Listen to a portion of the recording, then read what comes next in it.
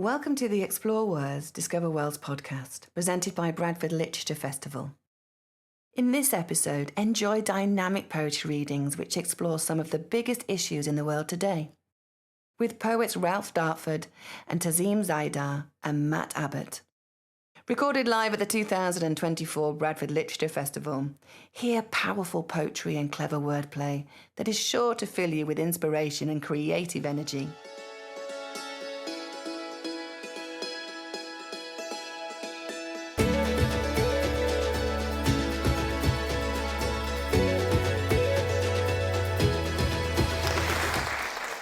Hello. You all right? Good. Fantastic. I've just had 1,000 year sevens, so this is nice, to be honest. This is nice and chill. Welcome to Sonnets and Sarnies as part of Bradford Literature Festival. Are you excited for a little bit of poetry on your lunch break? Good. My name is Matt Abbott. I am going to be hosting this afternoon's event, but I'm also going to do a set first. So I'll be sharing some poems, and then I shall introduce Tasneim Zyada, and then I'll introduce Ralph Dartford, and we're all going to have a wonderful time. And then afterwards, you can rush over there and buy books from Waterstones. That is the plan. But not mine, because I didn't bring any, and it came out 5 years ago, and I've dropped the ball. Okay, look, we all know what day it is today. I'm just going to get it out of the way. There's an elephant right there. I'm just going to talk about it, and then we can all move on. Okay. In my box, I'll draw a breath, heavy as shopping bags in the rain, as eyelids on sleepless shifts shoulder in survival. In my box, I'll draw a triangle, canary yellow, thick black borders. I'll sketch a skull and crossbones in the triangle in the box. Through my box, I'll draw a picket line, a row of angry nurses, of train guards, firefighters, postal workers, teachers. Around my box, I'll draw a solemn queue, a centipede of bodies, heads bowed for handouts at the food bank. In my box, I'll write a list of Conservative MPs who'd have been sacked, blacklisted in any other profession. In my box, I'll list the pledges honoured by Keir Starmer. For this, I will require precisely nothing. In my box, I'll draw a tower block, a death trap, an inferno, a body bag in a care home, a dinghy capsized. In my box, I'll start a riot. In my box, I'll swipe my thumb. In my box, I'll write an essay entitled "The Less Said, the Better." In their box, they are sleeping. In their box, they are buried. In boxes everywhere, they are writing SOS. In my box, I'll draw a map of Palestinian territories. I'll identify why refugees are palatable from Ukraine. In my box, I'll write a receipt for arms sold to Saudi. Next to that, the number for donations to comic relief. In their box, they are freezing. In theirs, they're untouchable. In your box, place a cross next to the candidate of your choice. In your box, support the establishment or be silent.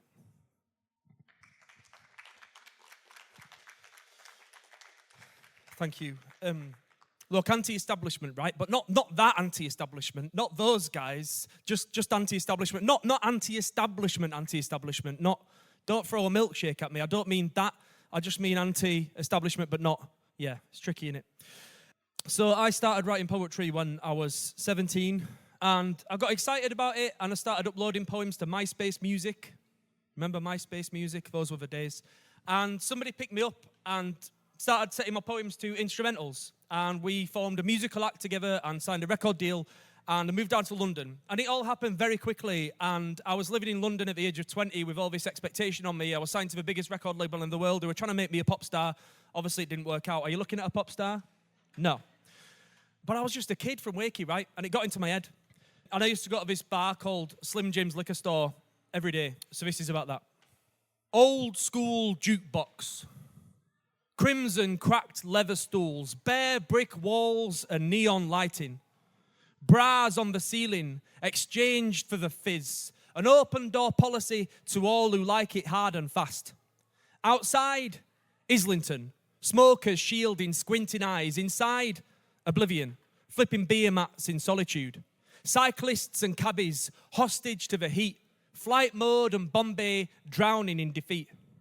My housemates swing by, try and get me to leave with them. They know that I had therapy today at 2 p.m, a job that neither wanted, reluctantly they good, forced to watch a car crash from the centre of the road. LA woman, light my fire, play it dumb and fight desire, backdoor man, break on through, Mr. Mojo, make construe. No natural light, no clocks, no clue, a finger down the throat says I'll last till 2, love me 2 times, break on through, Mr. Mojo, make construe. And I fall down, down and out, but I love this place. And I drink here from 3 p.m. till, come on fella, let's be off, till eyes glaze over and concrete feels soft. I'm 20 and I'm petrified, I'm levered and I'm lost, fleeing from reality regardless of the cost.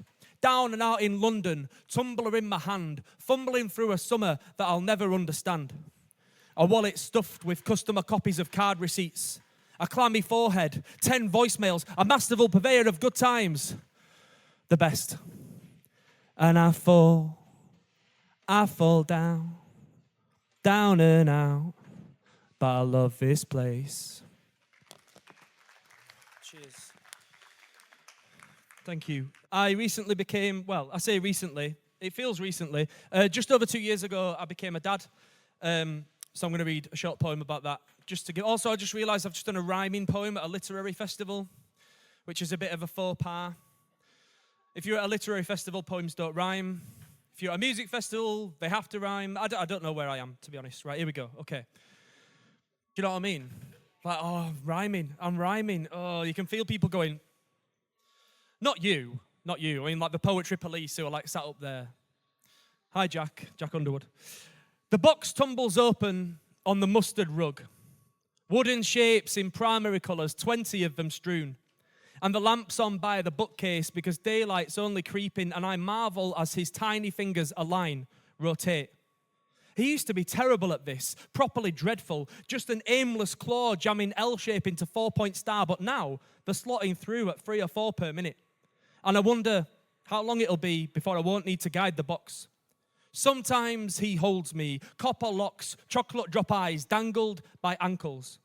On the TV, he ignores the cartoons that illuminated my childhood, the original series of Fireman Sam, Jerry Anderson's Thunderbirds. But who needs screens when all these shapes are hopelessly discarded? And who needs sleep past 5 a.m. when he claps himself and giggles? I am so violently, suffocatingly, terrifyingly in love with him. Just to hoist him up for a wriggly cuddle is the cream on any day. Upstairs, 10 feet away, his mother snoozes, body replenishing after moonlit feeds. I am dizzy with the daily trials, delirious with awe, as his tiny fingers lift shape 19 and they're slotting in so quickly. It feels like I'm bowing, but I'm not. I'm just picking up my paper, I promise. I'm not being that self-indulgent. Right, okay, I want to do this one. So I do a lot of work in, I'm just going to check my time as well. You can't be a host and run over. You can't, right. I'm going to finish with this one, I think, because it's 10 past, and we want to move on to a range of poems. Okay, I might do 2 very quick ones, but I promise you, when I say quick, I mean quick. I've been doing a lot of work in schools recently. I do a lot of work in schools around Calderdale and around Bradford. And the warm-up activity that I always set is to describe your favourite place using the senses. So pick a location in the world that means something to you and describe it using the senses. And I was doing this in November in Halifax, and a little girl put her hand up and said, "Can I write about Palestine? Because that's where I'm from." And I was like, "Absolutely, of course you can." And, well, this is a poem. On the corner table in a Year 6 classroom, she's an architect of dreams. She's bulldozing reality. Through dense clouds of dust, she squints to decipher the Byzantine tiles, bountiful orchards. She is building that which can never be recovered and can never be destroyed. One day we'll live there, she smiles as she scribes, her stanzas arousing Freshnan's sea air. At break time, her classmates all canter outside. She clings to her barrel, flinches at the bell. Cheers. So, are you ready for another poet? Are you excited for another poet? Yes, of course you are. Yes. Somebody competent and articulate. Absolutely. Stop being self-deprecating. You're hosting an event. You can't be self-deprecating when you're hosting an event. I'm a host now, okay. Right, here we go. So, our next poet is Tasneim Zyada. A perfectly calm storm on the spoken word scene, Tasneim Zyada is a published Palestinian-British writer. Her work explores the generational stories that rise to the surface within her own. Having started out on the London spoken word scene in 2015, her work has travelled internationally, featuring at festivals including Shubak, Bloomsbury, Pal Art. Her accolades include sold-out workshops and podcasting, including voicing a character in George the Poet's podcast. And her debut collection is in the post. It's on the way. It is being cooked. So please give a huge round of applause to Tasneim Zyada. Thank you. It's really weird to hear your intro, like your bio being read out to you, because I'm always shocked. I'm like, did I wrote that. It's weird. It's weird. It's weird. Hi. I feel a bit emotional, I guess. I don't know why. It's so funny being a poet and being uncomfortable with emotions. It's really refreshing to still hear Palestine being on the tongues of everyone and still being at the forefront of people's minds. I've been performing for at least 9 years, and I think with the hypervisibility since October and hearing Palestine a lot, whereas prior to that, I would read my poems and you would hear Palestine in it, but I think there's something really beautiful about how other perspectives connect to where home is for me. That being said, this first poem is called Swing. Swing. How many times are we going to be here? Again, with this battle with your mind. Is it your favorite fight? Not televised punches, just this spiral you have memorized, hitting you and you hitting it. And each time you swing, you miss. Out and sustaining passion, because of your addiction to furious short fuse ignition, fragilely contained within a depression. You swing again and again, forever missing the spiritual peace within your body's occupation. Hearing the whispers of war crimes as you sleep, heaviness in your subconscious heaps. Scroll, scroll, and yet what you touch is not scripture. The news reports a scrambled message. Didn't Malcolm warn you of where the truth is denied? People claiming liberal but failing to condemn genocide. Stand again. Weren't you always the champ? Carrying babies for miles on your back when homes were no-fly zones. Crazy how we're here again. Where it's not bombs or bullets making my feet jump to a swing beat, but the dance to survive against mental defeat. Thank you. Feel free to join us if you want. I feel like you had no other option because I just singled you out if you want to. There's loads of seats. This next piece is called Vital Organs. I adore your kind eyes. Like mine, they squint through rain to see the colors of light souls colliding with hearts worth more than material. I am your rib, arms outstretched to curve around and protect vital organs. I know I give you trouble, shooting pains down your left arm and chest where your treasure lies, my head. Kind eyes are the closest you'll ever get to crying, because it was the last thing you shared with blood before you knew they were dying. Memories as warm as the sand of Baghdad's 1950s. Your sisters and Mama and Baba made home outside of a home there. The first generation of a Nakba begins. I know I give you trouble. You tell me I don't appreciate. I understand. As a man, how often is it you get to raise a family when you're a refugee? Status, chasing papers and validity. I came right on time. Home never seemed fragile because I never felt bombs rock me to sleep as my mama sang a lullaby and a prayer. It never felt so urgent because you're always there. Sacrifices, I never knew real sacrifices because there's a difference between living life present and being ruled by the past's truth. So rather, it's not a sacrifice, but a reality I choose to take. I can't hold you forever and feel your buried pain. In the same boat, for tears are one thing my eyes cannot contain. Dripping down, they'll fill our mobile home, causing us to drown in our deepest, bluest sorrows. There's still hope, for your wisdom has kept you afloat. I look up to your kind eyes, eyelashes like arms outstretched, beating away to unhardened hearts. I see blue skies. I'll test these waters in search for shores. Baba, I can swim. You can let your daughter go. So I grew up in a town called Slough. That doesn't usually get me any claps. But it's reference because I'm really proud of growing up there. Even though I haven't been back for 10 years. I moved to London, and there's probably some therapy I can do about that at some point in life. This poem is called Caliban. After Shakespeare's play The Tempest, there's a character in there called Caliban. Dam made a song called Mina Habi in 2001. After Iraq, I heard that word thrown like a brick. But we didn't engage because Mama and Baba made home outside of a home here. The third generation of a Nakba lives in Slough. We found out our history and triggers by accident. They said, never forget. But as TV screens got wider, buildings falling and Arab bodies piling became the backdrop of my upbringing. In year 3, Jasmine asked me, why are Muslims bad? Enter Caliban, who's introduced as a savage, deformed slave. His mother from Algiers, called a witch, and father rumored to be the devil. I remember seeing Mama cry for the first time when they assassinated Sheikh Ahmed Yassin in his wheelchair with hellfire missiles. With immigrant kids that slipped under Prevent's radar, conspiracy theories at wet break yelling, Bush did 9/11 so they could justify terrorism. And if you stand under a tree in the evening, jinns will chase you to silence in class.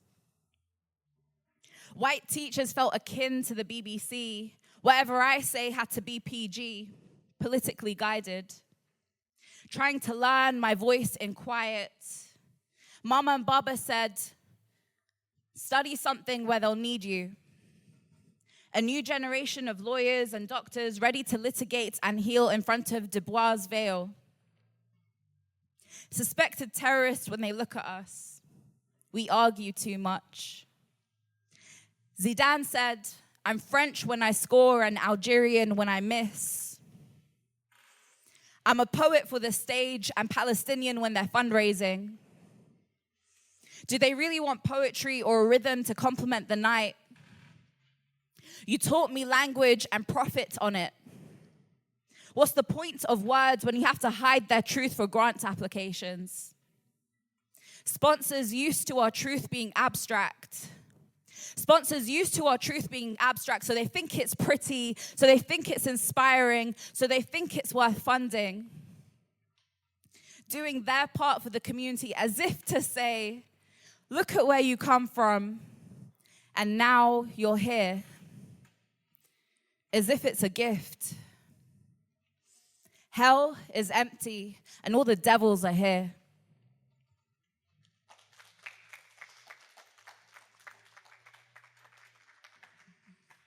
This last poem is a short one. It's called How We Love. And I want to thank the organizers of this event. So thank you guys, and thank you to my fellow host and poet. I'm really honored to be with you guys to share my poetry outside of my bubble in London. And with the cool sound effects of the wind, it's given it that extra, ambiance. This is called How We Love. How we love is how the heart squeezes to pump reasons for you to live. Like holding hands when crossing borders, carrying home in your womb and shoulders. Refugees pack reasons to live.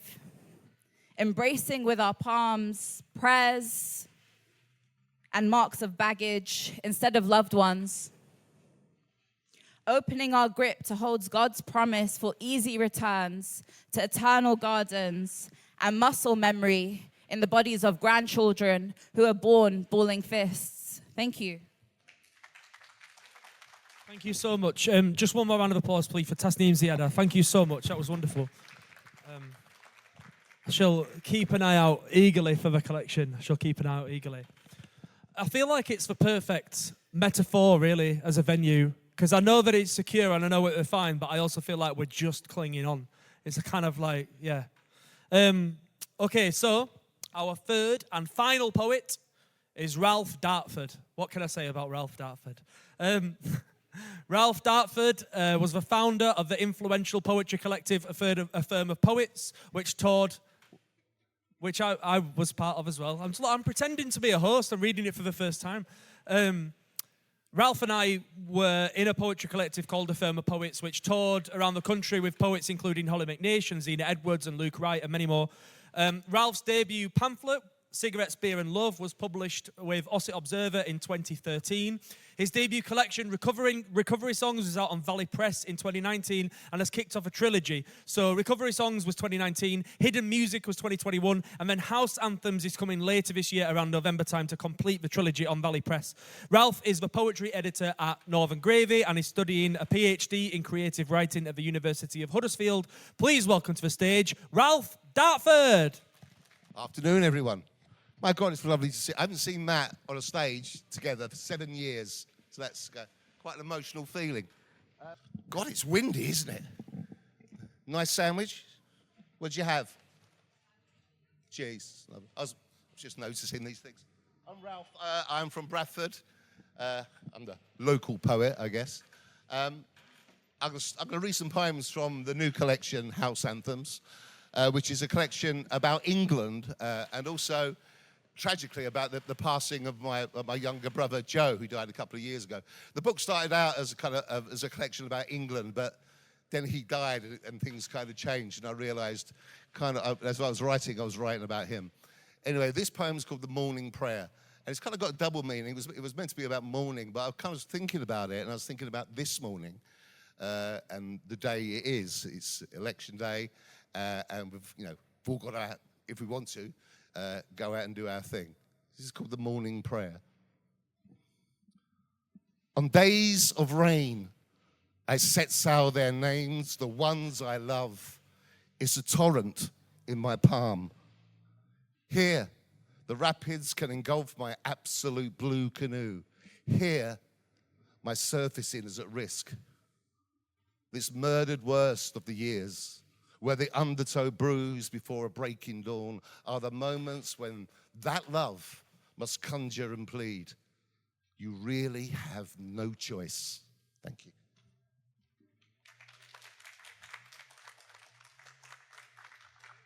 Although I live here in Bradford, and I've lived in Bradford for 7 years, and I lived in West Yorkshire for nearly 20 years. I'm from Essex. I'm from a place called Basildon, just outside of London, even though I lived in London for many years. I don't know if any of you have been to Basildon. It's an interesting, tough place. There's a great film called Newtown Utopia, which tells the story of artists trying to work in that kind of concrete kind of enclave of Basildon. And it was a tough place growing up. This is a poem about how I got from, it's about many things, this poem, but this poem is about how I got from there in Essex to here in Bradford. And it's called Shame, and it's for the dancers. It's for the dancers. I've tried to outstep the shame of this. Even now, the guilt piles high like records racked on an old dance set. I was a youth lost in a bedroom mirror. My James Brown moves flickering light bulbs, fueling hate in the building site politics of my father. For this, I became his family secret, the boy who surrendered to the funk and darkness of Blues and Soul magazine, the cutouts of Evelyn Champagne Kings sellotaped to my wall. At after-school discos, I'd be staring at Floyd, poured burnt treacle in a woolen hat, the most beautiful body, the greatest dancer I had ever seen. He would beckon me over to join him, to share our gyrations. I was good, very good, but never authentic. How could I be? Lectured in the rudiments of old Enoch, I walked away into the Basildon contradictions of 1977. Punk rock or the National Front? It was a question of belonging. My confusion carried me to libraries from Colin McInnes to Martin Luther King. Reciting the revolution will not be televised. I operated inside the black and white. I routinely invaded the southern suburbs, protesting reasons for those wounded by a lack of love, justice, and connection. Some mornings, returning home, meeting their eyes, I faced down the family I loved through blood, but never tolerating their traditions. And here, this afternoon, I am older in a once industrial city called Bradford, swooning to the music that took me, that partially unlocked a life. I stand still from my window, gazing soft on these streets, wanting to dance with every Floyd, to share our spins, our moments lost in mirror balls, backflips and tepid lemonade. I can't do it. The heavy feet of our histories still sink me beneath the floor. How do I shed a shame of nurture? Am I late? Thank you.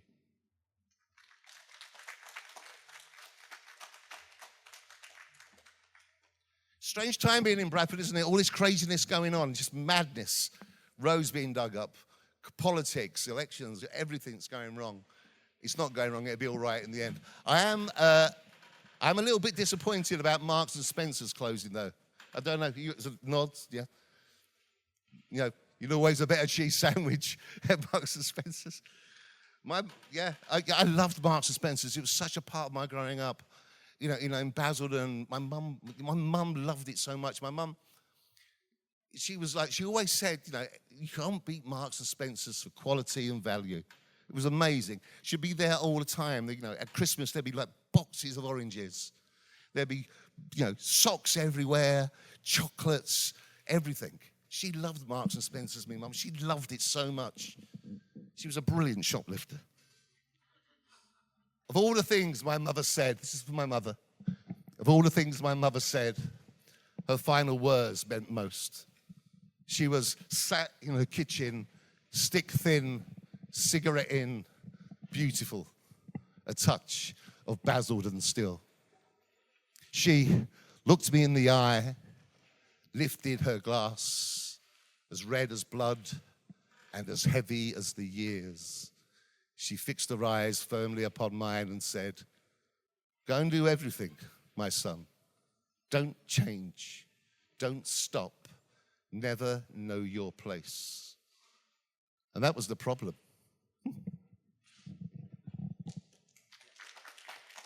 Try and earn a bit of money being a poet and stuff like that, but people like us three, we have to kind of embellish our literary careers through doing other pieces of work, trying to keep it closely connected to the field we're in.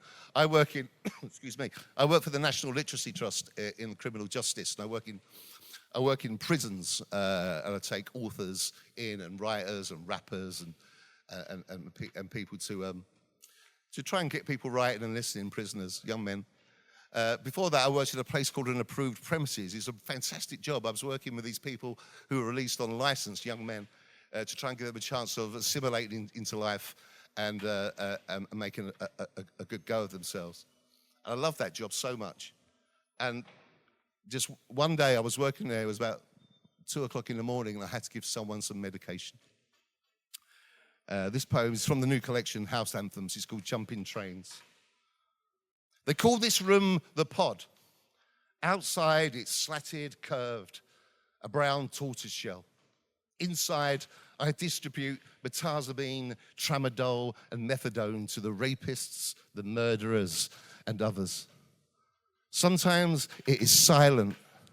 Sometimes we will talk. Yesterday morning, I was with Y. He takes a cocktail for his brain, his bones, and his back. There is no family, no money, no hope of staying. Now, why? He thinks he's set for Rwanda or a return to a prison cell. No one seems to care about him. Often, he sits alone weeping in the garden. I ask him about his journey from Eritrea to West Yorkshire. I jumped a train at Calais, under the tunnel in the cold. At home in Eritrea, jumping trains was easy. Town to town, track to track. It was as simple as tying a shoelace, as natural as taking a step.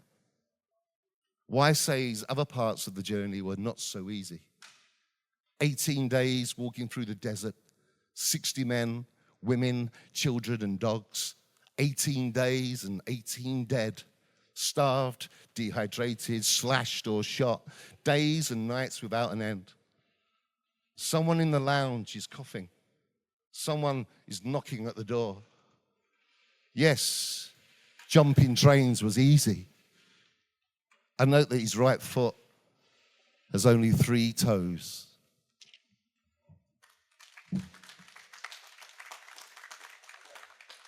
Just do 2 more. Okay. Can't ignore it. Election, football. It's crazy, isn't it? What a strange, what a time to be alive. I remember. I just remember the kind of the last Euros and the kind of the final and the way the country was feeling. It was very, very strange. It was this massive proudness, but there was also this kind of element of like things were a bit nasty, a bit kind of, I don't know. Just not right, the wrong side of being nationalistic. Anyway, the title of this poem is taken from a Sex Pistols song. It's called England's Dreaming. And it's just a vision I had one day. I was talking to Gareth Southgate only this morning about having my weekly train ticket on my phone. He said that I made a sensible choice. He was also pleased that I make a ham and pickle sandwich for my lunch, although he suggested the occasional Scotch egg. We skipped down the lane to the station. July's cornflowers choking July's poppies to death again. Our hands were almost touching. Gareth sniffed at the horizon, told me that rain can appear knowing on the days we fall in love. It can be warm, cool, or lush, a comfort inside our madness. We both recited some poetry to each other of Alderstrop, birds, and Gloucestershire. I asked him about the 3 lads who took the penalties. He said he was trying to make a point.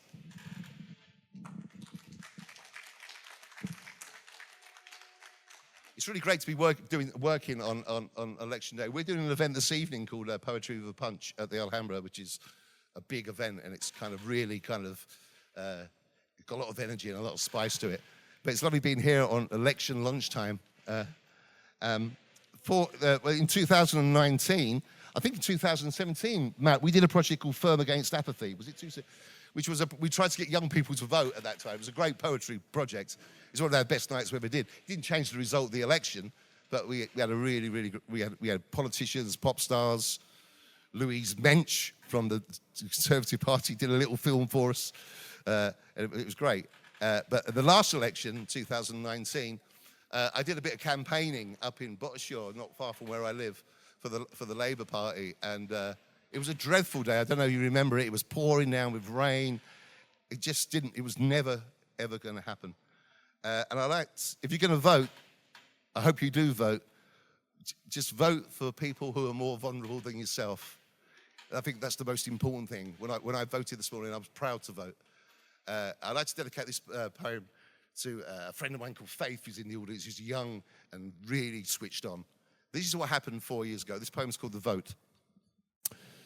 Thursday afternoon, and I'm walking home. Not far, just down the hill from the campaign. Bottishaw, South Bradford, the north. The weather is hard and splintered, a mist of mustard. The traffic is angry, the streets the colour of beer. It was in these moments that I knew it was over. The woman said it was the immigrants. The boy who told me to F off back to London. The weak coffee, the stale biscuits of yesterday. I sat and counted hours, hunted Twitter for clues, but I saw it in the rain, the arched backs of old men. Yes, I saw it in the rain, the faces accepting of lies. Thanks very much. Thank you to my fellow poets. See you soon. Bye. Thank you so much for joining us this afternoon. Thank you so much for coming along to Sonnets and Sarnies. Another round of applause for Tasneim and Ralph. Thank you very much. And my name's been Matt. Have a lovely day, have a lovely festival, and get out there and vote. Cheers.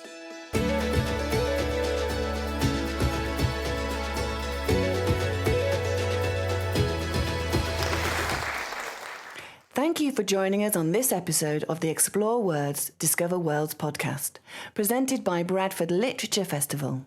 If you enjoyed this episode and you'd like to help support the podcast, please subscribe, share this episode with others and leave a rating.